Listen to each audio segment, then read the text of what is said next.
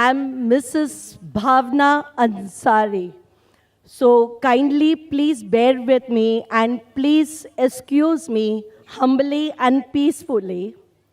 I have been born in a Jain society, living in a Hindu society, educated in a pure convent, and married a Muslim. I have married as per the Indian Marriage Act, and I'm staunchly, eagerly waiting to accept Islam as my wholehearted religion. But please, my brothers and sisters, what you preached, what you said about Islam, I'm very thankful to you for enlightening me. I am really reborn today, but what you preach and what you say and what is in Islam, excuse me, I don't find people practicing that wholeheartedly. They are not attracting me. Can you please give me a solution? Because when you speak of fundamentalism in Islam, it is positive. When you speak of intolerance, it's positive. But in practice, I don't find. So can you please guide me? Sister has asked a very good question. First of all, I'd like to congratulate her and I welcome her. And as she said, she is reborn. The right word in Islam is revert. Because according to our beloved Prophet Muhammad Sallallahu Alaihi Wasallam, every child is born in Din al-Fitr, is born as a Muslim. Muslim means a person who submits his will to Almighty God.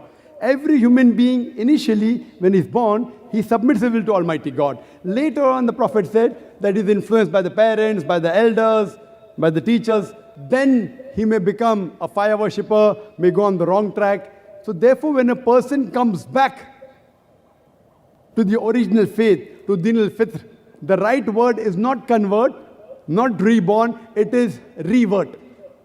So sister, I welcome you back to this faith of peace and submitting your will to Almighty God.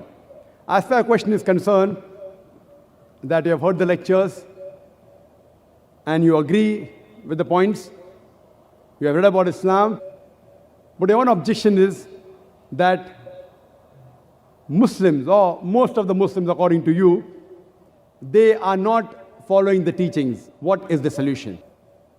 Sister, I do agree with you. I do agree with you that many don't follow, but according to statistics, the religion which is the maximum followed, I'm not talking in numbers. If you count the heads, those who profess a religion, number one would be Christianity, somewhere close to 2 billion. Islam, 1.3 billion to 1.4 billion. But the percentage which practices and follows the religion, maximum is Islam, number one. Maximum. But yet, I do agree with you that in terms of numbers, because 1.3 billion followers, even if it be a small percentage, the numbers will run in millions of Muslims don't follow the religion. Therefore, sister, to understand Islam, don't look at Muslims, please. And I always say, to understand a religion, don't look at the followers of the religion, but look at the authentic sources. Please don't look at me. Don't look at the Muslims around you. And I gave you the example of the car and the driver. If you want to know how good the car is, and if a person who does not know how to drive sits behind the steering wheel and he has an accident, he bangs up the car, who will you blame, the car or the driver? You'll blame the driver. So please don't understand Islam by looking at the Muslims. That's the reason we are giving these lectures for both Muslims and non-Muslims alike. Those Muslims who have shortcomings, we are trying to get them closer to the truth. Because they may be namesake Muslims, we are trying to make them practicing Muslim. At the same time, we are delivering the message of Islam to the non-Muslims also, so that you understand this religion. And though you were born in a Jain family, and you had non-Muslim around you, you're married to a Muslim, but today, maybe after hearing the lecture, and after learning about Islam, you have come back to the faith.